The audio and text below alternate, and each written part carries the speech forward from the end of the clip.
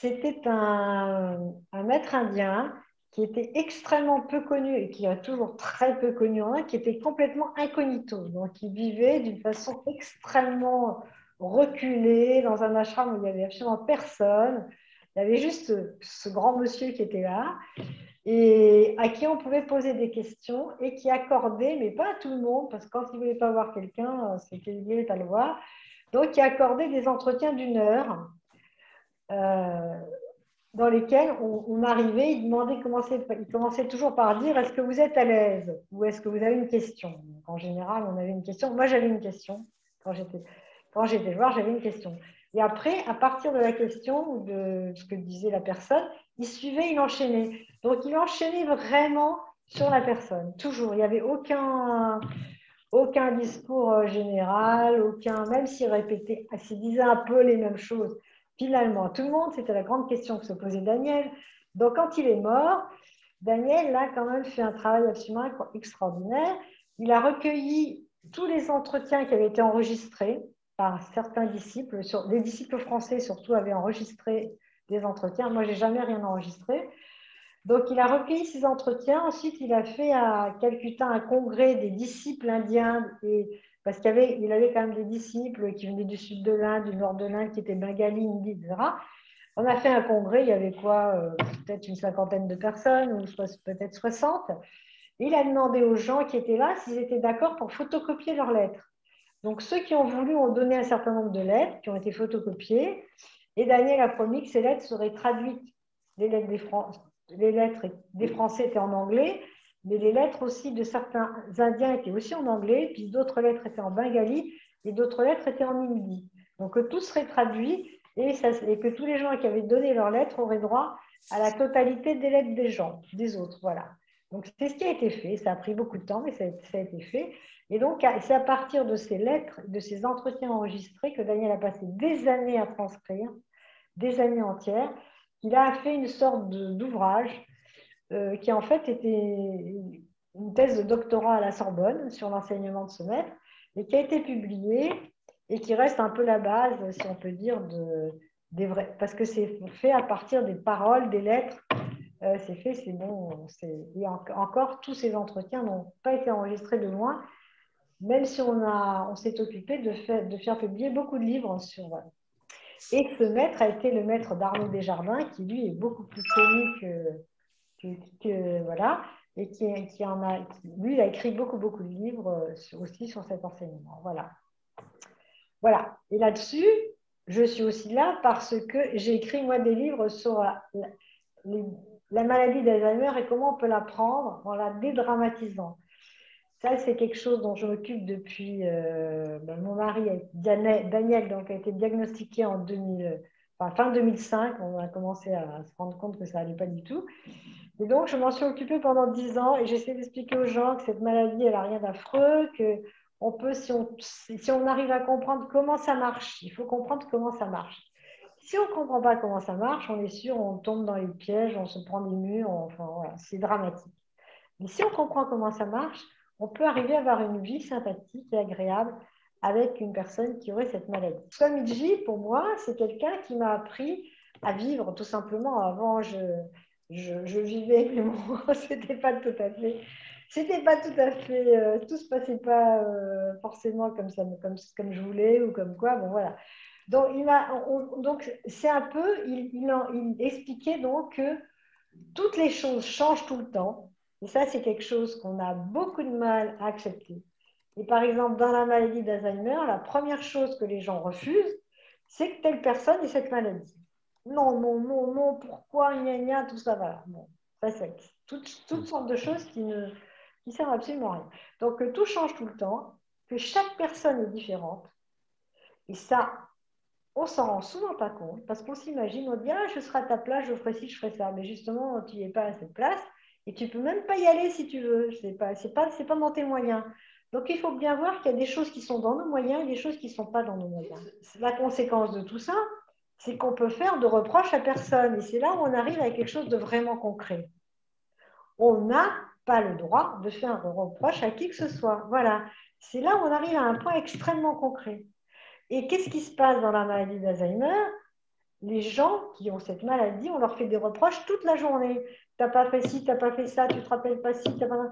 Et c'est horrible pour les gens parce que non seulement ils sont dans une situation angoissante, parce qu'ils perdent leurs repères, donc c'est très angoissant, mais en plus on leur fait des reproches tout le temps. Et du coup, on les casse, on, on les détruit. Et après, évidemment, ils se fâchent, ils se mettent en colère, bon, ce qui est tout à fait normal. Voilà. Parce que personne n'a envie de se sentir attaqué ou détruit. Quand on se sent attaqué, on se met en colère, on devient féroce. Ça, c'est tout à fait normal. C'est tout à fait naturel. Donc, on reste dans quelque chose de vraiment naturel. Et alors, ce qu'on apprend aussi, donc, si on ne fait pas de reproches, si on comprend que faire des reproches à quelqu'un, même quelqu'un qui vous aurait fait, entre parenthèses, beaucoup de mal. Alors, par exemple, ma mère, elle m'avait un petit peu, disons, on va dire molestée, ou je ne sais pas quoi, ça fait rire Georges, mon frère. Donc, mais c'était son caractère, elle était comme ça, elle n'avait pas le feeling avec les bébés, avec les enfants. Je ne sais pas, pourtant elle a fait 7 enfants parce qu'elle trouvait que le chiffre 7, c'était top, c'était très bien. Voilà. Mais récemment, je viens de voir, mais il n'y a pas très longtemps, quelques jours, des films anciens qui ont été filmés par mon père, en fait, des films de vacances, des films de famille. Et maintenant, je vois ça, mais elle était super sympa, ma mère, mais moi, je ne m'en suis jamais aperçue pendant ce temps-là. Elle avait l'air sympa, drôle, marrante et tout, quoi. Mais vraiment, c'est extraordinaire. Et pour moi, pas du tout. C'était une espèce de monstre sur deux pattes, quoi. Donc, on ne voit pas du tout les choses comme elles sont. Ça, c'est quand même, il faut quand même essayer de l'admettre. On ne voit pas du tout. On a des préjugés, mais des préjugés qui modifient notre perception. C'est-à-dire que pour moi, ma mère elle était une affreuse bonne femme. Voilà, comme ça que je la pensais, que je la voyais. Et j'avais l'impression qu'en plus, si j'étais vraiment malheureuse à cause d'elle et si j'étais malheureuse pendant très longtemps, elle serait forcément punie parce qu'elle était tellement méchante. Et donc on part dans des trucs comme ça, là, on part et on arrive et on atterrit dans un endroit où la misère humaine n'a plus de fin, où, où il n'y a plus de fin au fait de se sentir mal, d'être mal, de rendre les autres malheureux, de se rendre malheureux. Il n'y a pas de fin, il n'y a aucune fin là-dedans. Alors que Sunji disait toujours, en anglais, j'arrivais pas à traduire, she was helpless. En fait, elle ne pouvait pas faire autrement, elle était perdue, quoi. Elle était paumée, elle était, bon, voilà, elle était perdue, quoi. Elle était paumée. Donc, elle ne pouvait pas faire autrement que ce qu'elle a fait, même quand elle faisait des choses vraiment comme de hurler du matin au soir sur tout ce qui était à portée de de sa voix, quoi, voilà. Et ben, elle ne pouvait pas faire autrement. Et quand si on arrive à se rendre compte de ça, que cette personne ne peut pas faire autrement que ce qu'elle fait, et quand on a quelqu'un qui a Alzheimer en face de soi, on est obligé de se rendre compte qu'il ne peut pas faire autrement que ce qu'il fait. Parce que c'est la maladie qui lui fait faire ces choses. Donc, on se rend compte qu'il ne peut pas faire autrement. Donc, elle non plus, elle ne sait pas qu'elle était malade, disons qu'elle était peut-être névrosée, je ne sais pas quoi, elle était sûrement traumatisée, enfin, j'en sais rien. Mais elle pouvait pas faire autrement que ce qu'elle faisait. Donc, lui faire des reproches, lui faire le moindre reproche, c'est une erreur, c'est une sottise, ça ne rapporte rien à personne. Mais ça, il faut arriver. C'est un petit parcours qui, moi, m'a pris quand même pas mal d'années, je dois dire, hein, parce que c'est quand même, voilà, je trouvais que quand même, non, quand même, voilà. Hein. Il y avait des quand même partout. Voilà. Donc, en fait, elle ne pouvait pas faire autrement que ce qu'elle est. Et il y a un moment donné où il y a une espèce de déclic qui s'est produit. Enfin, il y a plusieurs déclics, parce que souvent, il y a un déclic, et puis après, paf, il y a un autre déclic dans l'autre sens, puis il y a un déclic qui fait qu'on comprend, puis après, on ne comprend plus. Voilà. Donc, il y a quand même un petit parcours comme ça, voilà, plein de trucs, que d'un seul coup, mais elle aurait pu être mon amie. Et je la trouve sympathique. Alors je me dis, mais quand même. Et quand je la vois sur ces films que je viens de voir il n'y a pas longtemps, mais qu'est-ce qu'elle est sympa, encore bien plus que ce que j'aurais pu croire. Et en fait, on ne comprend. Alors évidemment, chaque être humain, il a 1000 facettes. Donc bien sûr qu'elle avait des facettes où elle était énervée, colérique, frustrée. Elle était tellement frustrée. En fait, c'est ça qui a fait. Quand la vie, elle avance, la plupart des gens se rendent compte que mais j'ai pas eu ça, mais j'ai pas eu ça, mais j'ai pas eu ça, mais j'ai pas eu ça. Et donc la frustration, elle monte, elle monte, elle monte, et la satisfaction, elle monte, elle monte, et du coup les gens ils sont noyés là-dedans, et on ne peut même pas les repêcher, quoi. C'est fichu, quoi. Donc, alors qu'on peut vivre sa vie tout à fait autrement, en se disant mais j'ai eu ça, j'ai eu ci, j'ai eu ça, j'ai eu ça. Je ne suis pas frustrée, je fais ce que je veux, quand je veux, où je veux, avec qui je veux. Donc, où la frustration, il n'y en a plus. Donc, du coup, on peut être bienveillant avec les autres. Mais la bienveillance, on ne peut pas l'avoir comme ça, parce que, tac, tiens, je vais devenir bienveillante alors que je suis énervée contre tout le monde. Ça ne peut pas marcher. Le plus important, c'est d'abord d'arriver à être de bonne humeur. Et là, grâce à la maladie de Daniel, qui a duré 10 ans, eh ben, j'ai appris à être de bonne humeur tous les jours, toute la journée. Et ça, c'est quand même une école super. J'ai vraiment appris à être de bonne humeur tous les jours, toute la journée. Voilà. Et ça, parce que dès qu'on est j'ai des mauvaises humeurs, lui, c'est lui, ça tournait. Ça tournait comme du lait caillé, quoi. Ça allait plus du tout. Parce que je suis son repère. Si moi, je suis une mauvaise poil, je suis énervée, quoi, et ben lui, il est perdu, mais perdu, plus perdu que perdu, quoi. Donc, la bonne humeur, c'est fondamental. C'est vraiment ce qu'il faut dans la relation avec quelqu'un qui est malade. Mais en fait, c'est ce qu'il faut dans la relation avec n'importe qui. Avec n'importe qui, n'importe quand, tout le monde. On a besoin d'être de bonne humeur. De quoi j'ai besoin pour être de bonne humeur? Et ben, ce dont j'ai besoin, c'est à moi d'aller le chercher. C'est pas ah, c'est la faute à machin, ah, c'est la faute à truc, ah, c'est parce que machin m'a dit que, c'est parce que machin m'a fait que. Alors là, il n'y a pas de fin. Et c'est comme si où on se prend en charge, il faut se prendre en charge totalement. Et ça, c'est un truc que Sunji disait toute la journée à tout le monde. Hein. Sunji ne peut rien faire à votre place. Hein. C'est à vous de faire le boulot, c'est à vous d'aller au charbon, c'est à vous d'aller voir comment ça se passe. Il n'y a personne qui va comme ça tomber du ciel. Oh là là et qui va vous arranger les trucs. Il n'y a pas papa, maman là-haut qui vous regardent et qui font oh là là, qu'est-ce qu'elle est mignonne celle-là, je vais lui envoyer des fleurs. Pas du tout, il n'y a personne qui va faire ça. Donc, moi, j'aime les fleurs, donc eh ben, je les plante et je les fais pousser et j'adore ça.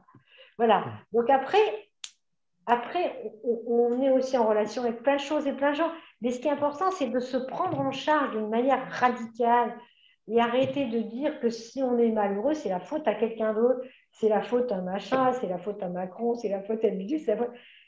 Non, c'est juste que vous avez décidé d'être malheureux parce que ça vous arrange d'une certaine manière. Donc, vous faites ce qu'il faut pour. Et si vous décidez d'être heureux, eh ben, il faut faire ce qu'il faut pour. C'est une question d'efficacité, de logique. Swamiji était très logique. Alors, quand des gens disent ouais, c'était un mystique, bon, moi, ça me fait rigoler parce que ça n'avait rien à voir avec le mystique, ce qu'il raconte. Mais rien du tout. C'était toujours quel est le problème, qu'est-ce que vous pouvez faire. Ça ne vous plaît pas, quittez-le ce problème.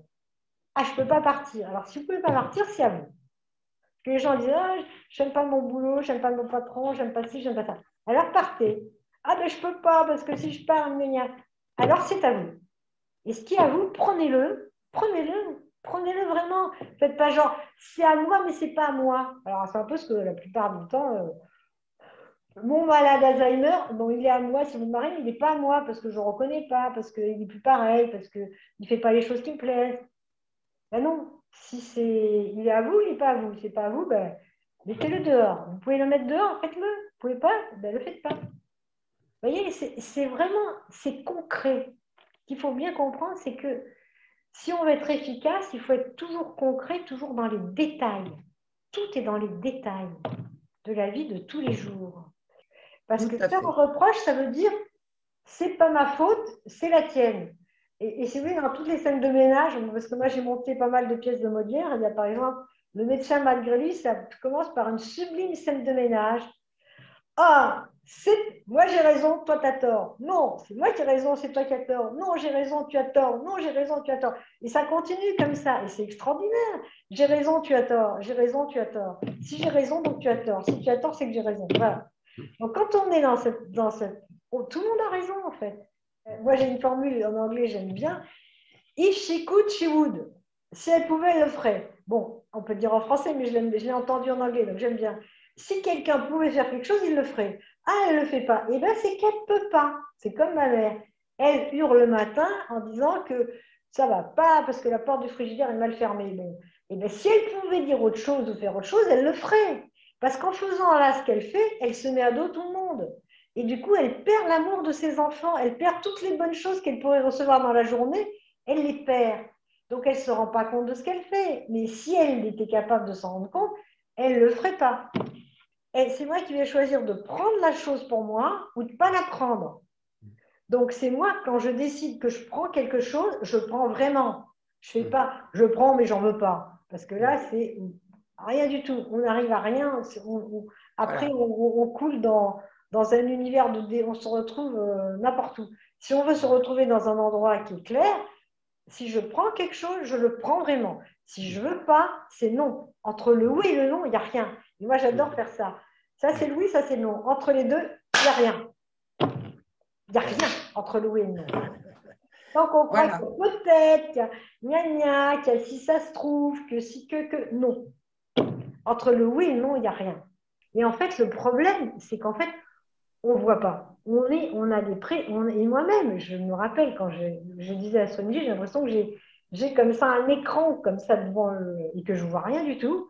Et cet écran, il est fait d'émotions. Et ces émotions sont toujours à la base, il y a une pensée derrière.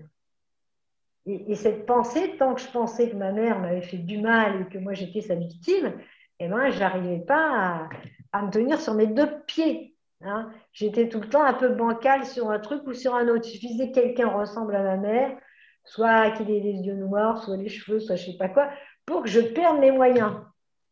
Je perds mes moyens, c'est-à-dire je perds mon intelligence, mes capacités à raisonner, à réfléchir. Donc c'est important de savoir quand on a une émotion que cette émotion n'est pas la vérité. Cette émotion, elle est toujours liée à une pensée. Et qu'est-ce que c'est cette pensée? Eh bien, c'est à la fin du compte, c'est un reproche. Vous voyez? C'est que je faisais des reproches qui me paraissaient justifiés, n'est-ce pas? Par ceci, par cela. Je faisais des reproches. Et cette idée de faire des reproches, c'est-à-dire de croire au bien et au mal, parce que ça, c'est quelque chose qui est terriblement incrusté dans nos cerveaux, hein, par notre société. Ça, c'est bien, ça, c'est mal, ça, c'est nan. De croire au bien et au mal, c'est vraiment terrible. Il faut croire ni au mal ni au bien. Alors on se dit, ouh, mais on est où? Eh bien, on est en fait, on commence à être heureux et sympa à ce moment-là. Voilà. C'est à peu près ça. Mais ça heurte énormément de gens. Et les gens sont très attachés à leur culpabilité personnelle. Et moi, j'étais très attachée. J'ai une chose que je comprends bien, parce que moi, j'ai vécu comme ça pendant des années. Je pensais que ma mère était mauvaise, mais comme j'étais sa fille, j'étais mauvaise aussi, puisque comment je pourrais être bonne si elle est mauvaise? Donc, mais j'étais quand même bonne, alors je n'en sortais pas. Moi, j'étais gentille, elle n'était pas gentille. Bon, et je me mettais, je m'embrouillais dans tout ce qu'on peut imaginer, et j'avais l'impression que je me sentais coupable, et cette culpabilité me montait comme ça, m'étouffait. J'ai eu des angoisses, mais j'étais championne des angoisses. Hein. Championne des angoisses. Des fois, j'en avais tellement que ça me faisait rire. Un jour, je me suis retrouvée, je ne sais pas, au sport d'hiver avec les enfants. J'ai l'impression que le ciel allait me tomber sur la tête, qu'il y a une avalanche qui allait arriver. Mais j'ai été capable d'inventer des images et des idées, mais à toute blague. Et j'avais peur. Et je me disais, mais c'est quoi que je fais en ce moment? Qu'est-ce que je fabrique là? Qu'est-ce que je fais? Qu'est-ce que je suis en train de faire? Voilà. Donc, je peux comprendre tout ça parce que j'en ai fait une certaine expérience. Pour chacun, c'est différent. Mais voir les choses comme elles sont, c'est vraiment très difficile. C'est ce que disait Swansea. Il suffit de voir les choses comme elles sont, mais voilà, il faut y arriver. Alors, on peut essayer par commencer par voir des petites choses. Moi, je trouve que c'est intéressant de faire des petites choses. Si on a des petits reproches à faire à quelqu'un, c'est beaucoup plus facile de s'en débarrasser que si on a des gros reproches. Donc, si on a des petits reproches à faire, je ne sais pas, à son boulanger, déjà, on peut se dire, bon, ce boulanger m'a fait du pain. Enfin, on peut déjà discuter avec soi-même en disant, voyons, je fais ce reproche. Bon, si ce boulanger ne me plaît pas, eh ben, je vais aller voir un autre boulanger. Je ne vais pas lui dire, bonjour monsieur, votre pain, il n'est pas bon. Parce que là, quand je vais faire ça, ça va me quoi? Ça va me faire... je vais me faire taper dessus, c'est pas ce que je cherche. Donc, si ce boulanger ne me plaît pas, je vais chercher un autre boulanger. Oui, d'essayer par des petites choses comme ça qui sont pratiques, qui sont concrètes, qui sont. Si ce médecin que je vais voir, il ne me plaît pas parce qu'il me parle comme ça, parce qu'il me dit ça, parce que voilà, eh ben, je change, je vais voir un autre médecin, par exemple. Vous voyez, si j'aime pas mon quartier, eh ben, je change de quartier, j'essaye de changer de quartier. Si, enfin, d'essayer toutes les choses possibles. Si j'aime pas mon matelas, parce que je trouve qu'il est trop mou, qu'il est trop dur, eh ben, je vais essayer de me trouver un matelas qui me convienne. On peut faire un milliard de choses dans sa vie pour se l'améliorer et se rendre soi-même apaisé, ce qui fait qu'on devient apaisant et que la vie se déroule d'une façon beaucoup plus sympathique pour tout le monde, pour tous ceux qui sont avec vous. Sinon on empoisonne tout le monde à longueur de journée, quoi. On fait ça, quoi. Et puis on le fait allègrement, on s'en fout, hein, je veux dire. Ah là là, alors là, moi quand j'étais malheureuse, le matin, je pleurais dans ma tasse de thé au petit déjeuner, quoi. Donc les enfants me voyaient pleurer, je pleurais dans ma tasse de thé, quoi. Bon, d'accord, bon. Hein. Et puis après quoi? Qu'est-ce qu'on a gagné? Qu'est-ce qu'on a fait? Qu'est-ce qu'on a Parce qu'on peut aussi s'entêter à faire des trucs qui ne marchent pas, quoi. Et moi, je m'entêtais à jouer du piano. J'ai fait pas des trucs pas possibles pour jouer du piano. J'ai pleuré sur mes examens de piano. Enfin bon. Voilà, la bonne humeur est vraiment la chose la plus fondamentale de l'existence. La bonne humeur, c'est si on n'a pas de bonne humeur, je veux dire, on n'a qu'à aller se cacher quelque part, quoi. Je veux dire, on a rien à faire. On n'a rien à faire. On peut rien faire d'intelligent. Voilà, c'est pas possible de faire un truc intelligent. C'est certain que quand moi j'ai rencontré Swamiji, ce qui m'a frappé, c'était tout le temps ce calme, ce côté apaisé, ce côté de, on pouvait lui raconter des histoires les plus abominables. Et alors, en plus, ce qui m'est arrivé à moi, mais qui arrivait à d'autres gens, il induisait les gens, ou laissait les gens plutôt exprimer leurs émotions les plus virulentes, les plus violentes. Donc moi, je lui ai crié dans les oreilles, j'ai pleuré des litres de larmes et tout, et ça le traversait sans laisser de traces. Je trouvais ça extraordinaire. Et dans une lettre que j'ai lue récemment, il explique, ça laisse aucune trace. Parce qu'il y a une dame qui lui écrit, qui dit, écoutez, j'ai l'impression que je sais pas, je vous inflige tellement tous mes mauvaises humeurs, tous mes machins, toutes mes horribles traumatismes et tout ça. Ok, ça laisse pas de trace, aucune trace. Et moi, quand il me disait que ma souffrance, que j'avais endurée quand j'étais bébé, que j'étais enfant, j'avais tellement souffert, ce qui me paraissait un vrai martyr. À une époque, j'avais l'impression que j'étais la femme la plus malheureuse que la terre ait jamais portée. Hein, j'aurais juré, craché, c'était moi. Bon, et ben, il me disait que ça peut partir sans laisser de traces. Je dis, c'est pas possible, ça laisse des cicatrices, ça laisse des trucs, ça laisse des... Non. Et alors, comme j'étais un peu entêtée, il me dit, est-ce que vous savez que le système solaire va disparaître un jour? J'ai dit oui, ça c'est connu. On sait bien qu'un jour le système solaire il va disparaître. Alors, alors moi je commence à raisonner. Je me dis, ben oui, ben, si le système solaire il peut disparaître, ben, ma souffrance aussi elle peut disparaître parce que c'est quand même plus petit que le système solaire. C'est beaucoup plus individuel et beaucoup plus petit, quoi. Beaucoup plus, ouais, c'est ça. Voilà. Donc c'est un peu comme un changement de posture, de position, mais il faut se rendre compte qu'on a intérêt à changer de position, que c'est intéressant de le faire, que c'est même très intéressant de le faire et qu'on peut le faire. Voilà. Parce que tant qu'on croit qu'on ne peut rien faire, parce que c'est foutu, on est traumatisé, c'est pour la vie, eh ben, on ne peut rien faire. Voilà. Parce que soi-même, on s'en empêche. Moi, quand je disais que ma mère, elle me hurlait dessus et qu'elle manière, il ne m'a jamais dit, oh, c'est des bêtises, vous avez votre paix intérieure. J'avais aucune paix intérieure, ça aurait été un mensonge. J'avais à ce moment-là aucune paix intérieure. Donc souvent dans la spiritualité, les gens ils confondent le but et l'endroit où on est, ou le but et le point de départ. Euh, Peut-être que le but c'est d'arriver à la paix intérieure, etc. Je suis d'accord, c'est sûrement ça. Mais où on est, comme dit Sonji, il faut partir de l'endroit où vous êtes. Si par exemple vous êtes à je ne sais pas où et vous dites ah je dois aller là-bas mais c'est trop loin, et bien, au lieu de partir de là où je suis, je vais partir. Par exemple, je veux aller à Marseille. Au lieu de partir de Paris, ben, je trouve ça bête. Je vais plutôt partir d'Aix-en-Provence, c'est plus près, quoi. Ben non, vous pouvez partir que de là où vous êtes, comme vous êtes. Et chose la plus importante, c'est de s'accepter soi-même comme on est, à l'endroit où on est, au moment où on est. Parce que si on ne se prend pas comme on ne pourra jamais aller nulle part. Si vous croyez qu'il suffit de fermer les yeux pour être dans la béatitude la plus complète, eh ben vous arriverez nulle part. Parce que vous n'allez pas y arriver avec vous. Vous allez essayer de vous scinder en deux bouts un bout qui fait je sais pas quoi, hein, ou en plusieurs morceaux. De toute façon, on est tous, au point de départ, on est tous faits de briques et de brocs. On a on est fait de pièces et de morceaux, de bouts. J'ai un bout de ma mère, un bout de mon père, un bout de je sais pas quoi, un bout de machin. On est tous faits de. C'est vraiment un patchwork, quoi. Donc, si en plus, on part de là où on n'est pas, eh ben, on ne peut pas arriver quelque part. C'est ce que tout le monde me disait au début. Ah, mais c'est parce que votre mari il est gentil, parce que vous aimez beaucoup votre mari. Non, c'est pas ça. D'abord, moi, l'amour est un mot que j'emploie pas. Parce que c'est un mot qui est tellement susceptible de ressembler à rien, de couvrir des réalités totalement violentes. Euh, je te tue parce que je t'aime, par exemple, mettons, ça marche, hein, ça s'appelle un crime passionnel. Bon, et ben, moi, j'emploie pas du tout. Ou alors, je te détruis parce que je t'aime. L'amour des parents. Je veux que mon fils il soit comme moi, donc je l'écrabouille jusqu'à ce que. Hein. Bon, tout ça, l'amour, moi, c'est un mot que je n'emploie pas du tout. Voilà. Donc, ce qui m'intéresse, moi, c'est la bienveillance d'un être humain par rapport à un autre être humain. Voilà. Ça, c'est intéressant et ça, c'est réel.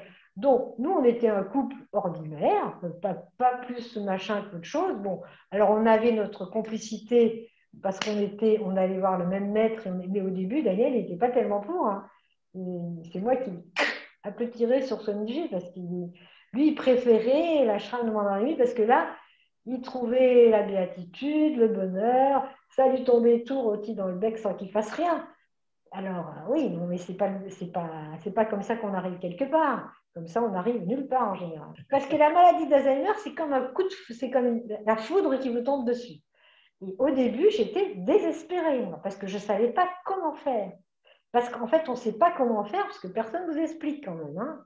On vous dit, ouais, c'est ça, il y aura des problèmes de comportement, vous allez voir, il ne va pas vous reconnaître, vous serez un étranger pour lui, les gens qui ont Alzheimer ne reconnaissent pas, non, non, non, non. Enfin, on vous raconte que des horreurs à vous démolir tout le moral si on en a. Voilà.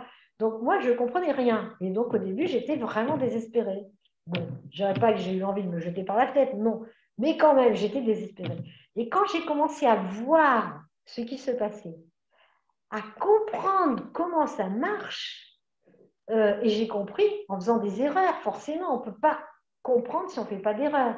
Donc un jour, le premier truc que j'ai compris, j'étais donc dans un jardin où j'aime bien les plantes, comme j'étais là, donc j'avais des rosiers, et il y avait des chardons qui poussaient, donc j'ai dit à Daniel, j'avais l'impression que ça lui ferait plaisir de servir son sécateur, coupe-moi les chardons. Donc, il coupe le chardon, hein, et puis plaf, je regarde à côté, plaf, il coupe le rosier tombe par terre, mort. Et je me mets à lui crier dessus, je hurle. Je dis, quoi? Comment? Tu m'as coupé ça? Mais non, on hurle dessus. Voilà. Bon. Et lui, il répond, il a l'air de ne pas se défendre, il a l'air penaud, il a l'air, il se défend pas, en fait, même pas. D'un seul coup, je m'arrête parce que je me dis, je vais arrêter de lui crier dessus parce qu'il ne défend même pas, quoi. Bon. Et le lendemain matin, au petit déjeuner, il me dit, je ne me rappelle plus comment tu t'appelles. Alors là, je suis. Et d'un seul coup, je comprends. C'est parce que j'ai hurlé dessus la veille. Et moi j'ai oublié que j'ai hurlé dessus. J'ai pu penser. Mais lui, chez lui, ça lui a fait un effet. Donc, il ne se rappelle plus comment je m'appelle. Eh bien, je me suis dit, ça, c'est trop cher payé. Ça, je ne recommence plus. Je ne me suis plus jamais énervée contre lui, jamais. Quoi qu'il fasse, quoi qu'il arrive, jamais. Parce que je trouvais que c'était trop cher payé. Moi, je ne suis pas prête à payer qu'il ne se rappelle plus mon prénom. Alors, je dis, je m'appelle Colette. Il me dit, ah, ben maintenant que tu me le dis, oui, tu t'appelles Colette. Bon, ben moi, je ne trouvais pas ça sympa du tout. Donc, je n'ai plus jamais, et j'ai commencé à comprendre à ce moment-là, qu'il confond, et ça, personne ne vous le dit, que c'est que quelqu'un qui a il confond des choses qui se ressemblent. Il a confondu le chardon, qui était grand, vert, avec des piquants, avec le rosier, qui n'avait pas de rose, et qui était grand, vert, avec des piquants. Donc, c'était très facile à confondre pour quelqu'un qui a Alzheimer, pas pour moi. Moi, je vois tout de suite que c'est un chardon, que c'est un rosier, mais lui, son cerveau ne lui fait pas les calculs. Donc, pour lui, c'est la même chose. Donc, il coupe le rosier en pensant que c'est un chardon, c'est tout. Donc, il n'a rien fait de mal. Il a fait que ce qu'il pouvait faire. Et moi, en criant dessus, je l'attaque. Je commence à le détruire. Et donc, lui, son cerveau, pour se défendre, eh ben, il cesse de me reconnaître. Et c'est comme ça que ça se passe. Et ça se passe avec n'importe qui, n'importe quand, dès que cette chose-là se passe. Et un jour, il est parti se promener avec un ami à lui, qui était un ami de 15 ans, qu'il avait connu à 15 ans, enfin un ami d'école. Et vous avez fait, ils s'étaient promenés en Provence tous les deux ensemble. Et donc cet ami s'est dit, tiens, il a Alzheimer, je vais lui réveiller sa mémoire, je vais l'amener dans les endroits où on a été. Alors il l'amène, il dit, alors, tu te rappelles, Daniel, quand on était ici à Manos, quand on était à je ne sais pas où. Et Daniel, il se rappelle rien du tout. Mais assez rapidement, il a l'impression qu'il ne connaît pas ce monsieur. Et il me répétait, tu te rends compte, Colette, je me suis trouvée dans une voiture avec quelqu'un que je ne connaissais pas. Et quand ils sont arrivés tous les deux, ils tiraient une tête comme ça longue, hein, et Daniel me dit, est-ce que tu te rends compte, Colette, que ce monsieur, en le montrant du doigt, prétend qu'il a connu mon père? Ce qui était vrai, il avait connu son père. Mais il ne pouvait pas le reconnaître parce que l'autre l'avait agressé en lui posant des questions auxquelles il n'avait aucune réponse. Donc, dès qu'un malade Alzheimer est agressé, son réflexe de défense, de survie, est de ne pas reconnaître la personne qui l'agresse. Ouais. Alors, il y a ça, et ensuite, il y a aussi que l'entourage cesse de reconnaître le malade. C'est-à-dire, les gens disent, ah, c'est pas ma mère n'était pas comme ça, c'est pas mon père, il n'est pas comme ça, c'est pas mon mari, je ne le reconnais plus du tout. Donc, ils ne les reconnaissent pas. Et donc, qu'est-ce qu'ils peuvent faire, les pauvres malades qui ont perdu leur repère et qui ne reconnaissent pas? Et bien, qu'est-ce qu'ils peuvent faire? Et bien, ils ne reconnaissent pas les personnes qui ne les reconnaissent pas. Un regard, ça dit beaucoup. Je regarde quelqu'un et je dis, ah, quel pauvre malade, il est vraiment terriblement... L'autre, il est agressé en première ligne. Hein, c'est quand même... Surtout que ces gens deviennent très sensibles, puisqu'ils sont dans le présent et dans l'instant. Ils n'ont pas de passé, ils n'ont pas de futur. Donc, quand vous approchez d'eux, ils vous captent à 100%, quoi. Donc, on peut être que sincère. On ne peut pas tricher, on ne peut pas faire « Ah, comment allez-vous? Vous allez bien ?» Ça ne marche pas du tout. Avec les gens qu'on croise tous les jours dans le métro, au travail, n'importe quoi, c'est la même chose. Tout le monde capte, tout le monde est sensible. Mais en général, on s'en fout. On se dit « Bon, celui-là, il m'énerve, ben, je lui réponds comme ça, et puis tant pis pour lui, quoi. Tant pis pour lui, tant pis pour moi. » Ça marche, on se fait du mal quand on agresse quelqu'un. Quand on le méprise. On se fait du mal à soi-même. Ça, sans l'apercevoir. Du mal aux autres, bien sûr, on ne s'en rend pas compte non plus. Il ne faut pas dire, ça ne me plaît pas, je prends sur moi. Non. Ça ne me plaît pas, je m'en vais. Ça ne me plaît pas, je mets les trucs qui ne me plaisent pas dehors. Non. Prendre sur soi, c'est toujours un mauvais calcul. Parce qu'on avale un bidule qu'on n'aime pas, on avale une couleuvre, et puis après, ça n'existe pas, on ne peut pas être sympa après. Si quelqu'un vous fait un sale coup, ça arrive que les gens fassent des sales coups, et si vous faites semblant que oh, tout va bien, Madame la Marquise, jamais tout va bien, Madame la Marquise, non, ça ne va pas. Et on peut dire, ça ne va pas, mais à ce moment-là, bye bye, au revoir. Moi, vous savez, j'ai géré une compagnie théâtrale pendant 30 ans. Je peux vous garantir que les comédiens, je les ai virés instantanément. Si la personne vous y tenait et vous ne voulez pas la quitter ou l'envoyer balader, alors à ce moment-là, vous la prenez, c'est-à-dire que vous la prenez vraiment. C'est-à-dire que vous commencez à vous poser beaucoup de questions. Qu'est-ce qui pourrait lui faire du bien à cette personne? Qu'est-ce qui pourrait la rendre de bonne humeur? Qu'est-ce qui pourrait lui faire voir la vie en rose? Comment je vais faire pour arriver à ce but-là? De quelle façon je vais m'y prendre? Qu'est-ce que je vais fabriquer? Qu'est-ce que je vais faire? Qu'est-ce que je vais inventer? Comment je vais être créative? Comment je vais arriver à enlever le problème? Parce que ce problème m'est désagréable, donc je désire l'enlever. Comment je fais? Dire, moi je suis là, dans un état de relation qui ne me plaît pas, je veux un état de relation qui me plaît, donc c'est plus loin que ça se passe. Comment je peux y aller? Certains me parlent en disant, oh, machin, t'as fait ci, t'as fait ça. Comment je peux y aller en passant par derrière, vous voyez, comme ça, et comment je peux emmener cette personne vers un endroit plus confortable pour elle, de façon à ce que moi, je sois... Vous voyez, c'est vraiment... Il faut aller par derrière, prendre la personne délicatement et l'amener dans un endroit où elle va se sentir mieux, et du coup, moi aussi. Voilà, mais c'est pas... si vous voulez, quelqu'un qui a Alzheimer, on ne peut pas discuter avec lui, parce qu'il n'a plus le menu, vous voyez. Il n'a plus le menu, le cerveau, 1, 2, 3, 4, ça ne marche plus, il n'y a plus rien, il n'y a aucun raisonnement logique qui peut passer. Donc, on est obligé d'aller chercher dans l'émotion, dans la situation, dans des choses de non-dit, de tout ça. On est obligé d'aller chercher quelque chose et d'amener cette chose. Et quand on l'amène, mais on est récompensé à 100 000, fois. Et ça, c'est trop génial. Mais c'est un truc, il faut y aller. Donc, si on est capable d'y aller pour soi-même, chercher sa bonne humeur, ou alors on devient capable, en partie, d'y aller pour quelqu'un d'autre. Et ça, c'est la bienveillance. On arrive sur cette terre, tous on débarque comme ça. Hein. On arrive dans un endroit qu'on a choisi ou pas, on arrive quelque part. Et qu'est-ce qu'on veut? Tout de suite, on veut avoir tout de suite et toujours. Mais tout le monde veut ça. Hein. Tout de suite et toujours. Il n'y a personne qui veut un petit bout, pas longtemps, et pas ce qu'il veut. Et en fait, qu'est-ce qu'on récolte? En fait, pas grand-chose, pas ce qu'on veut, et donc on est malheureux. Voilà.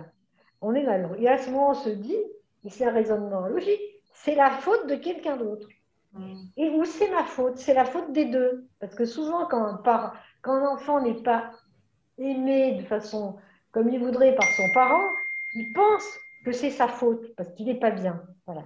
Moi, je trouvais que j'étais pas bien. Et ça, c'est une phrase que j'ai dit à Swamiji. Je lui dis vraiment, je ne sais pas combien de fois, je me pleurais, je dis, I am bad, I am bad. Bon. Voilà. C'est parce qu'on se sent coupable d'être pas bien. Parce qu'en fait, on n'est pas bien parce qu'on n'a pas ce qu'on veut. Voilà, c'est parce que l'être dépend de l'avoir, contrairement à ce qui est écrit dans plein d'endroits. Il faut passer de l'avoir. Comme je dis, s'il n'y a pas d'avoir, il n'y a pas d'être. Si être, ça veut dire d'abord, j'ai un père, j'ai une mère, je suis. Si je n'ai pas quelque chose, je ne suis rien. Voilà.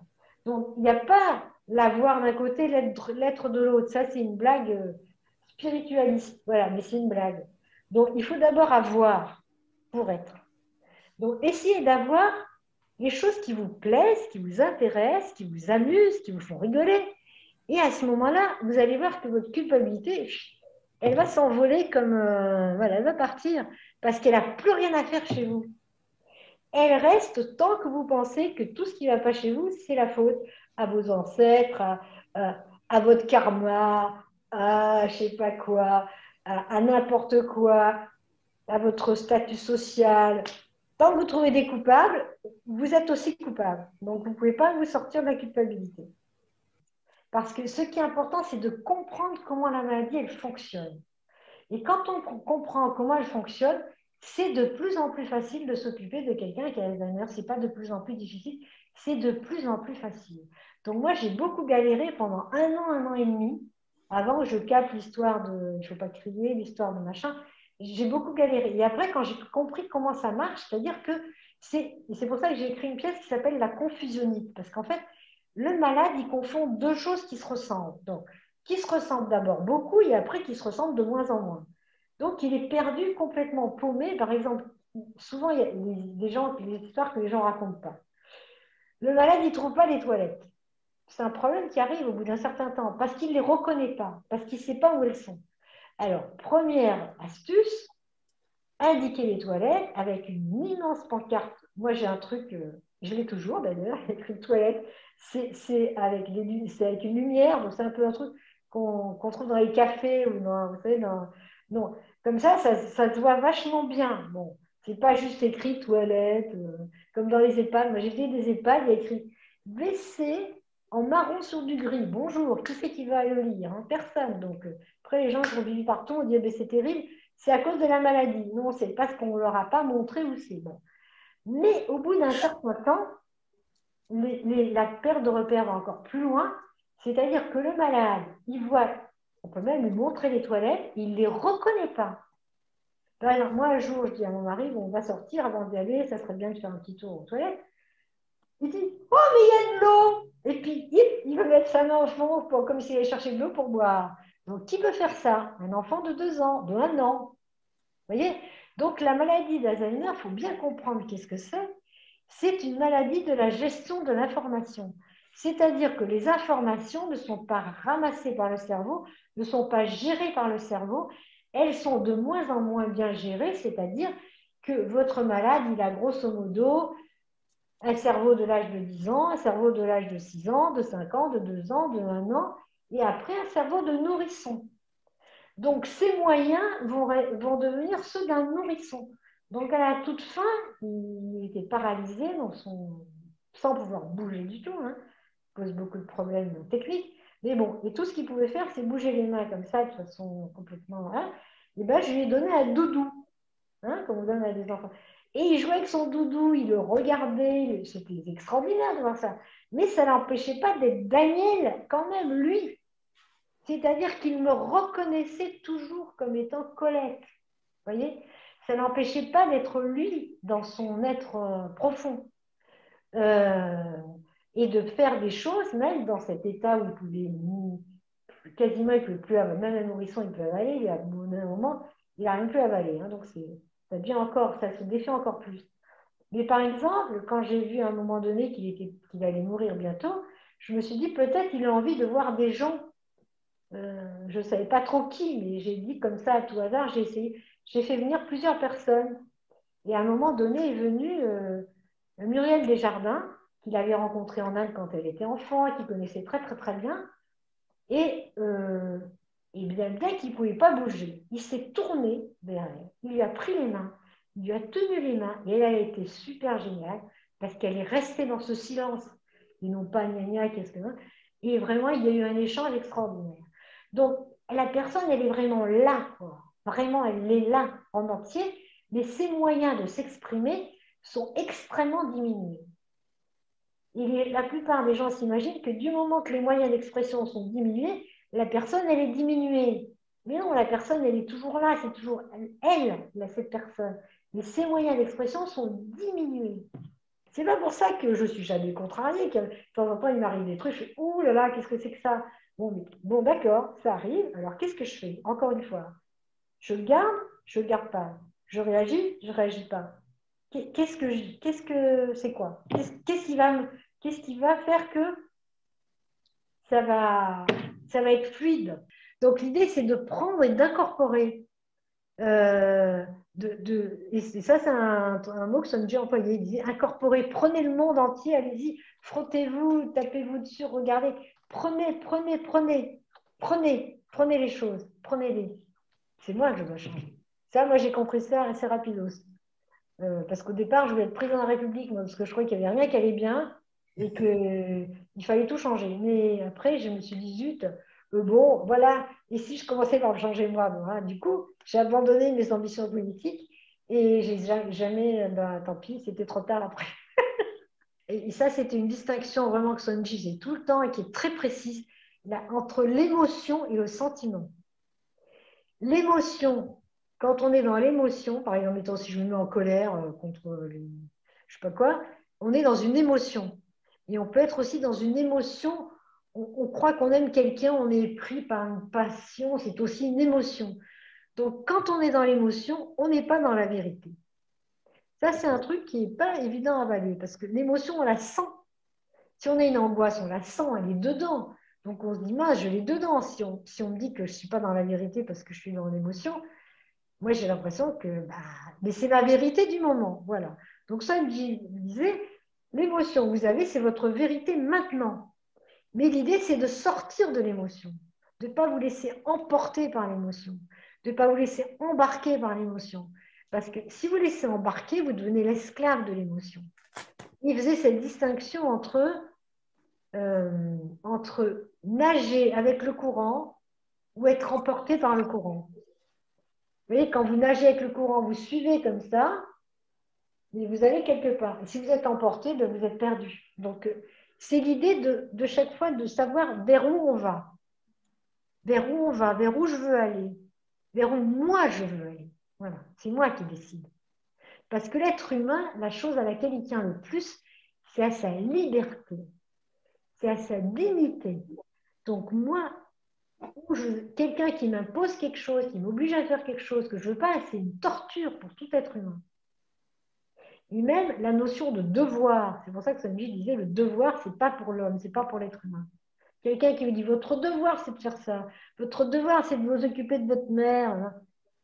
Tom dit non. Vous êtes libre, donc vous le faites ou vous ne le faites pas. Et vous décidez vous-même. Donc, quand vous êtes embarqué par une douleur très forte, ben, comment je peux me soulager? Comment je peux faire pour sortir de là? Parce que ce n'est pas un endroit agréable. Ou si j'ai une émotion très forte, les émotions, c'est bien plus compliqué parce que souvent, elles sont liées à des pensées qui sont inconscientes. Donc, c'est un peu compliqué. Comment je me sors de ces pensées inconscientes? Comment je me sors? J'essaie de voir, de comprendre, je réfléchis à ce qui s'est passé avant, à ce qui s'est passé après, à qu'est-ce qui m'a fâché, c'est tout il faut se poser mais des tas et des tas et des tas de questions à soi-même. Swamiji disait par exemple qu'on peut aller se faire psychanalyser si on sent qu'on n'arrive pas à gérer ses émotions. Alors maintenant, on peut aussi se faire hypnotiser. Il y a l'hypnose de Erickson, par exemple, c'est un truc assez génial. Bon, moi j'ai 2 filles qui sont hypnothérapeutes, donc elles font ce genre de truc, quoi. Si on regarde quelqu'un avec bienveillance, c'est un sentiment. C'est pas juste une pensée, c'est un sentiment. C'est pas une émotion. L'émotion, c'est quand je vois quelque chose et que ça me perturbe, ça m'énerve, ça je sais pas quoi. Ça, c'est une émotion. Quand on est convaincu de quelque chose, ça doit passer au niveau du cœur et devenir un sentiment. Qu'il y a un rapport direct entre l'intelligence et le sentiment. Et donc, en fait, on appelle ça l'intelligence du cœur aussi. C'est comme quand il y a une dispute dans un couple, j'ai raison, tu as tort, j'ai raison, tu as tort. C'est pas parce qu'on dit à quelqu'un tu as tort qu'on se fait du bien. On se fait du mal aussi. Parce que si vous voulez, quelque part, pour dire à quelqu'un qu'il a tort, il faut mépriser cette personne ou la trouver moins bien que vous. Donc, vous allez vous trouver mieux. Donc, elle est moins bien. Hein. C'est un peu comme ça quand je dis j'ai raison, moi je vois mieux que toi, je comprends mieux. Toi, tu en bas. Donc, vous essayez de vous mettre comme ça, de d'abord vous comparer. C'est toujours très mauvais de se comparer à qui que ce soit, c'est pas très sain. Et ensuite, donc, vous mettez dans un déséquilibre en hauteur, ce qui fait qu'automatiquement, vous allez vous retrouver en déséquilibre en dessous. Parce que c'est un peu toutes les choses de la vie, il y a toujours une action, une réaction. Je méprise les gens, il y a beaucoup la tentation du mépris est une chose absolument importante dans la vie en société en tout cas. Les gens d'une classe méprisent ceux d'une autre, on méprise quand on est, je sais pas quoi, on méprise les gens d'une autre couleur, les gens d'autres pays, on méprise. Ce jeu du mépris, ça joue dans tous les sens, ça part d'un côté, ça va dans l'autre. Et donc, quand vous méprisez quelqu'un, vous vous méprisez vous-même aussi, en fait. Parce que, pas directement, mais par une espèce de ricochet comme ça. Donc, le fait de mépriser quelqu'un, qui que ce soit, eh bien, ça vous décale de vous-même, ça vous déporte, ça vous déséquilibre, ça vous met dans un endroit où vous êtes obligé d'avoir des pensées qui justifient ce mépris. Donc, vous avez des pensées sur l'autre personne, vous allez dire oui, mais je la méprise parce qu'elle se comporte mal, parce qu'elle ne comprend rien. Enfin, vous allez trouver plein de justifications. Pendant tout ce temps-là, vous n'êtes pas là. Vous êtes dans votre tête et vous n'êtes pas vivant. Je ne sais pas comment dire. Vous êtes une machine à fabriquer des pensées qui vont vous mener nulle part. Il faut reconnaître qu'on est énormément conditionné. Mais par contre, de ce conditionnement, vous pouvez vous libérer. Mais pour vous en libérer, ça demande un effort particulier. Si vous ne faites aucun effort, vous êtes juste une machine qui tourne avec des conditionnements qui peuvent être de différents ordres, de différentes origines. On est conditionné et la vie peut se passer très bien comme ça toute une vie, dans lesquelles on sait juste hop, hop, hop, hop, action, action, action, action, action. Une nuit, c'est mon mari qui se lève et qui, d'un seul coup, se met à faire beaucoup de bruit. Il se met à défaire son lit, à en faire son lit, genre 2 heures du matin, comme ça. Très agité, comme dans un état d'énervement intense. Alors, de toute façon, je me réveille, je comprends ce qu'il fait. Je lui dis, mais j'essaie de comprendre ce qu'il fait. Il me regarde et il me dit, d'où vous sortez? Comme si j'étais rentrée par la fenêtre. C'était à peu près ça. Je lui dis, mais j'ai l'impression que ça fait à peu près 50 ans que nous dormons dans la même chambre. Oh, ben ça, c'est vous qui le dites. On a venu un sketch.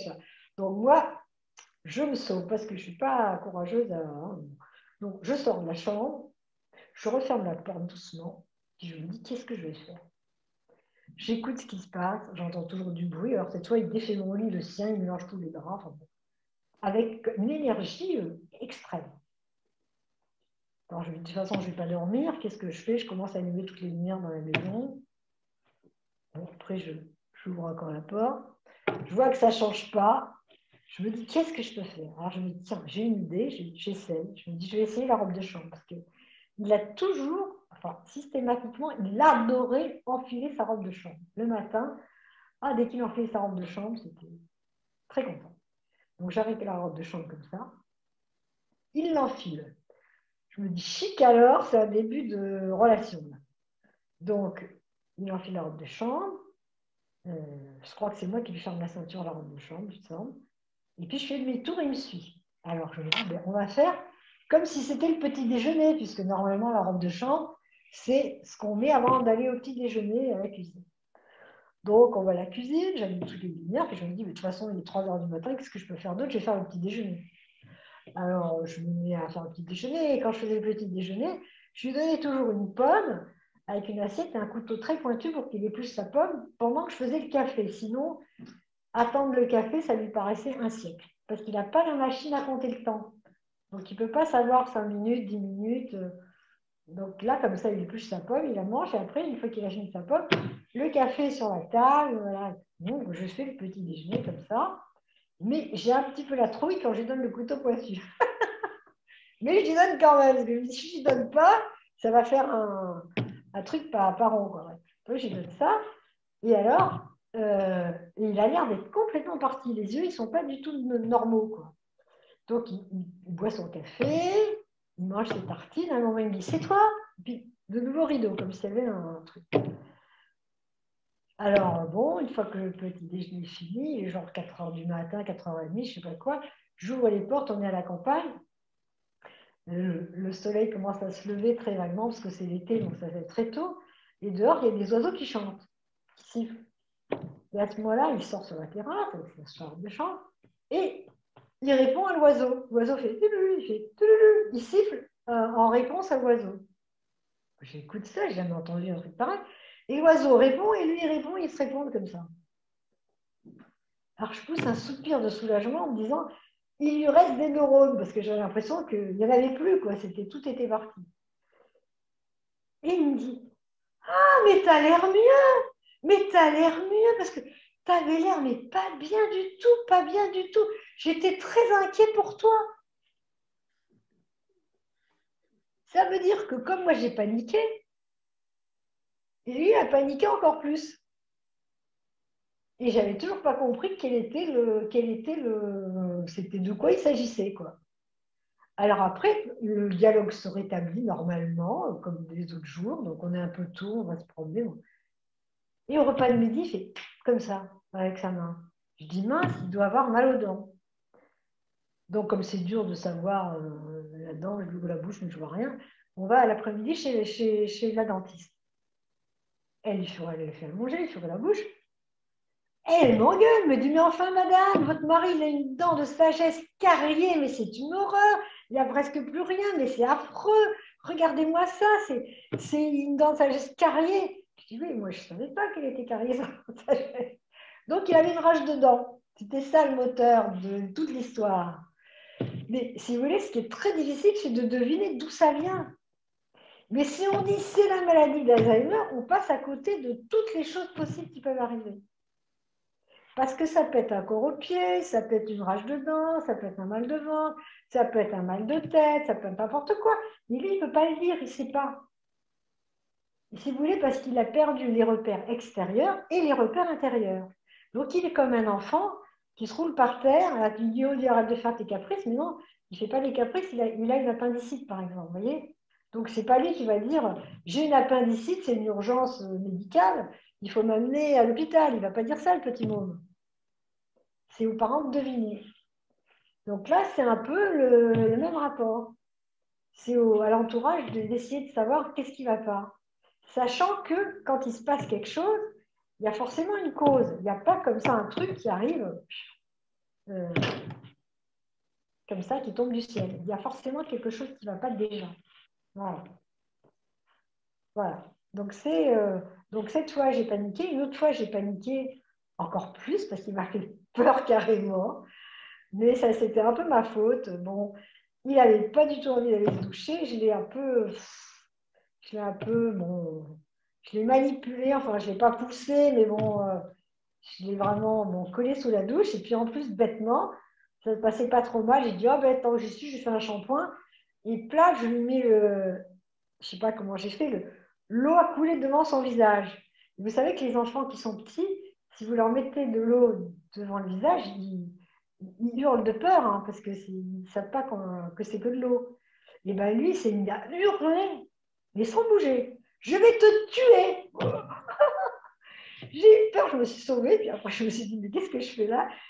J'entendais l'eau de la douche qui coulait, donc il continuait à se faire doucher. Il n'avait pas bougé en fait. Bon, je me suis calmée, j'ai fait sortir de la douche et tout, mais je me suis rendu compte que je l'avais poussé sous la douche. Et qu'en plus, le fait de lui avoir collé de l'eau sur la figure, c'était vraiment pas le jour. Fallait pas faire ça, fallait plus faire ça. Même si avant, il pouvait le supporter. Et donc après, il m'a dit, je me dis des trucs un peu genre, je sais pas, comme s'il s'excuse de quelque chose, enfin, c'était pas très clair. Je lui ai dit, écoute, c'est très simple. Si tu veux pas te doucher, maintenant, tu te doucheras pas. C'est toi qui vas me demander quand tu vas aller sous la douche. Et puis j'ai attendu. En fait, j'ai attendu 2 jours et demi, c'était pas très long. Il y a eu de la douche de tous les matins. Au bout de 2 jours et demi, il a dit qu'il voulait une douche. Alors j'ai dit d'accord, mais on ne lave pas la tête. Et puis j'ai changé de shampoing, j'ai pris un shampoing qui ne pique pas les yeux, parce que les shampoings qui piquent les yeux, c'est pas bien. Voilà, donc c'est 2 fois, et 2 fois, il y avait, et alors, dans l'occurrence, la deuxième fois, c'est moi qui avais bien vu qu'il ne voulait pas aller se doucher. Et j'ai vraiment, voilà, je l'ai poussé en fait, je l'ai contraint moralement à y aller, quoi. Il ne faut jamais faire ça à personne de contraindre quelqu'un moralement ou physiquement à faire quelque chose. Swamiji avait cette belle phrase, il dit aujourd'hui dure toujours, parce qu'on n'est jamais demain, on n'est jamais hier, on est toujours aujourd'hui. Donc aujourd'hui ne s'arrête jamais et les choses n'arrivent qu'une fois. Donc si on veut s'occuper de ce qui n'arrive qu'une fois et qui est aujourd'hui, eh bien on a besoin de toute son énergie, de toute son intelligence, de toutes ses ressources. L'idée, c'est de savoir où on va, pourquoi on y va et comment on y va. Voilà, où on va. Pas se perdre en route, parce que si on est perdu, des fois, on est perdu. Voilà. Et quand on est perdu, on fait n'importe quoi. On fait des trucs qui vont à l'envers de son propre intérêt. Souvent, les gens disent, ah oui, les gens, ils sont égoïstes. Mais non, ils ne sont pas égoïstes du tout. Parce qu'ils étaient vraiment égoïstes, ils feraient attention à leur intérêt. Or, les gens, ils ne font pas attention à leur intérêt. Ils partent avec des préjugés et au lieu de faire attention à leur intérêt le plus immédiat, par exemple, quand ma mère, elle hurlait sur tout le monde, eh ben, elle ne faisait pas attention du tout à son intérêt. Elle n'était pas du tout égoïste, puisqu'elle se privait de l'amour de ses enfants. C'est quand même idiot de faire ça. Parce que si vous vous privez de l'amour de vos enfants, après, vous ne l'avez plus. Et c'est foutu pour la vie. Donc, c'est quand même pas être égoïste que se comporter comme ça. Parce que si on ne fait pas attention à son intérêt, qu'on pense que c'est pas d'importance, ben, l'intérêt des autres, c'est pas important non plus. Donc, on fait n'importe quoi et après, on dit, oh là là, ça va pas, qu'est-ce qu'il est là, pourquoi il fait ci, pourquoi il me dit ça, mais c'est pas possible. Et on est parti, c'est une pièce de théâtre. Donc, si vous voulez être aimé de quelqu'un, il faut donner de l'amour à cette personne. Et vous n'êtes pas sûr d'en recevoir en retour parce que ce n'est pas automatique. Mais si vous n'en donnez pas, là, vous êtes sûr que vous n'en aurez pas. Voilà, c'est assez clair. Hein, puisque la loi générale, c'est personne n'aime personne. Donc, si vous en recevez, quelque part, c'est un petit miracle, c'est une petite anomalie de la nature. Mais pour ça, il faut que vous commenciez à donner de l'amour. Et bien, essayez donc de donner de l'amour. C'est vachement dur. Parce qu'on ne sait pas qu'est-ce que l'autre personne, elle aimerait, qu'est-ce qu'elle voudrait, qu'est-ce qui lui ferait plaisir. On n'en sait rien, en fait. Donc, on essaye des trucs et c'est complètement loupé, ça ne marche pas. Donc, c'est là qu'on commence à travailler, justement, sur soi. Comment faire pour arriver à donner de l'amour à quelqu'un d'autre?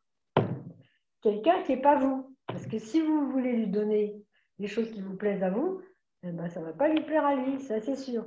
Donc ça ne marche pas. Par exemple, moi, j'adorerais être consolée. Ça me plaisait qu'on me console, voilà. Donc, je fais du ski, je tombe par terre.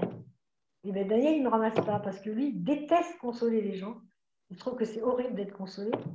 Et il veut que je me ramasse toute seule. Et moi, je le déteste parce qu'il ne m'aide pas. Je ne lui donne pas de l'amour, je lui donne le contraire. Donc, le résultat des courses, il me fait la gueule. Bon, vous voyez, c'est simple comme ça, quoi. Et alors, à une époque, j'adorais, j'ai étudié l'homéopathie. Dans l'homéopathie, vous avez tous les remèdes, et dans tous les remèdes, il y a une sorte de caractère. Et vous avez justement un remède qu'on donne aux gens qui sont améliorés par la consolation et un remède qu'on donne aux gens qui sont aggravés par la consolation. Et vous avez dans tous les trucs des gens qui sont améliorés par le mouvement, des gens qui sont aggravés par le mouvement. Donc, toutes les choses, on peut être aggravé ou amélioré suivant comment on est. Donc, c'est comme une personne humaine compliquée, complexe. C'est hyper difficile de donner de l'amour à quelqu'un. C'est très, très difficile. On peut y arriver quand même. C'est plus facile avec quelqu'un qui a Alzheimer. Parce que c'est moins compliqué. De toute façon, je vais vous dire un truc, tout le monde est hypersensible. Et sauf que la sensibilité des autres, on ne l'aperçoit pas, on ne perçoit que la sienne. Mais tous les gens sont hypersensibles, en fait. Et ma mère, elle n'arrêtait pas de répéter, je parle tout le temps d'elle, vous allez voir, parce que c'est trop drôle, qu'elle était très, très sensible, qu'elle connaissait personne d'aussi sensible qu'elle, et elle passait son temps à massacrer la sensibilité des autres. Mais parce que c'est pas pareil, vous comprenez? Tout le monde, donc Daniel, il était sensible, bien sûr, d'une certaine façon. Mais par exemple, il avait des postures, il trouvait que jamais rien n'était assez bien, il critiquait tout le monde, il critiquait tout, il se critiquait lui-même. Il avait écrit des livres, quand tu prenais des livres, oh, c'est pas bien écrit, c'est gauche. Enfin, il était la critique incarnée, quoi, tout le temps, tout le temps. Et à partir du moment où il avait Alzheimer, il trouvait tout le monde génial. C'était quand même plus sympa. Voilà. Parce que pourquoi il trouvait que les gens, par exemple, il trouvait génial. Pourquoi génial? Parce que je prépare le café, voilà. Et ça, c'est pas extraordinaire. Quelqu'un qui prépare le café, vous trouvez pas ça génial? Il trouvait ça génial. Donc, il me trouvait génial toute la journée, ce qui était très sympathique. Et tous les gens qui l'approchaient, il les trouvait extraordinaires. Donc, tout le monde était content de le voir, quoi. Bon. Et il disait, quand vous marchez dans la rue, qu'il y a une flaque d'eau, qu'est-ce que vous faites? Vous levez le pied. Et bien, quand vous parlez à quelqu'un aussi. Je trouve que c'est trop, trop marrant. Les gens, c'est comme des flaques d'eau, il faut sauter par-dessus. Non, mais il avait des images qui étaient, moi, ce qui me faisait rire, hein, qui étaient trop rigolotes, quoi. Mais parler à quelqu'un, c'est très difficile. Donc, après, il rentrait dans les détails. Parler à quelqu'un, ça veut dire parler. Alors, parler le langage de l'autre. Attendez, moi, ça m'a pris 10 ans ou plus pour arriver à comprendre ce que ça veut dire. Mais il disait que ça ne servait à rien de parler à quelqu'un avec qui on n'est pas d'accord, parce que ça n'arrive à rien. Donc déjà, quelqu'un avec qui on est d'accord, c'est très dur de parler. Si on n'est pas d'accord, c'est pas la peine. Donc il disait toujours, les choses, où vous les prenez pas. S'il y a vraiment des gens, donc relations toxiques, ça n'existait pas dans son vocabulaire, mais s'il y a des gens qui ne vous plaisent pas, eh ben, vous n'êtes pas obligé, vous êtes libre. Mais cette liberté qu'on a, il faut la conquérir. Elle ne vous est pas donnée de base. Si vous vous en servez pas, elle n'existe pas. Vous voyez, si vous dites, moi, je suis libre, donc je n'accepte pas ceci, j'accepte pas cela.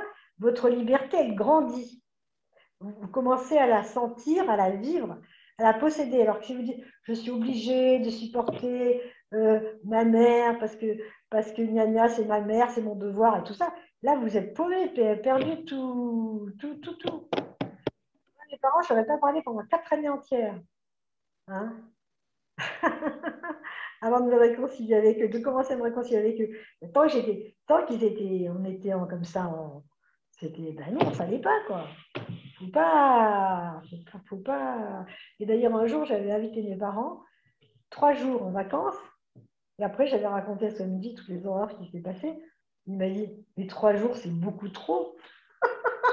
C'est beaucoup trop pour vous, ma pauvre. Pour qui vous vous prenez donc, hein? Pour qui vous croyez que vous êtes? Ben non, ben, c'est ça, effectivement, c'était trop, voilà. Donc, toujours dans le concret, parce que si on sort du concret pour faire de la théorie, on s'en va, je ne sais pas où. C'est vraiment le concret du détail pratique qu'on vrai vécu, senti, tout, quoi. Mais cette liberté qu'on a, si on ne s'en sert pas, c'est comme si on ne l'avait pas. C'est un peu comme toutes les ressources qu'on a. On a plein de ressources. on a plein de talents. Moi, dans mon expérience, mais tous les gens ont des talents incroyables. Mais s'ils ne s'en servent pas, c'est comme s'ils ne les avaient pas. Encore que Sunji dit un truc, que si vous avez un talent et vous n'en servez pas, vous allez mourir de faim. C'est une formule qui me plaisait beaucoup, ça. Donc, quand j'ai commencé à faire du théâtre, je me suis accrochée, mordicus, parce que qu'est-ce que c'était dur. Hein, je me suis dit, sinon, je vais crever de faim, ça ne va pas, ça. Donc, votre liberté, votre talent, votre intelligence, votre sensibilité, votre tout ça, si vous n'en servez pas, c'est comme si vous ne l'aviez pas, quoi. Voilà. Donc, il faut s'en servir. Et donc, il faut donc inventer, être créatif, inventer des trucs, avoir une vie passionnante. Pourquoi on aurait une vie embêtante? Pourquoi on devrait s'embêter? C'est pas fait pour les êtres humains de s'embêter. On n'est pas là pour ça. D'ailleurs, Kenji disait, l'homme a une mission de conquête. On doit conquérir la nature, conquérir le monde. Donc, on ne fait pas ça en restant assis les bras croisés. Hein. Ça ne marche pas.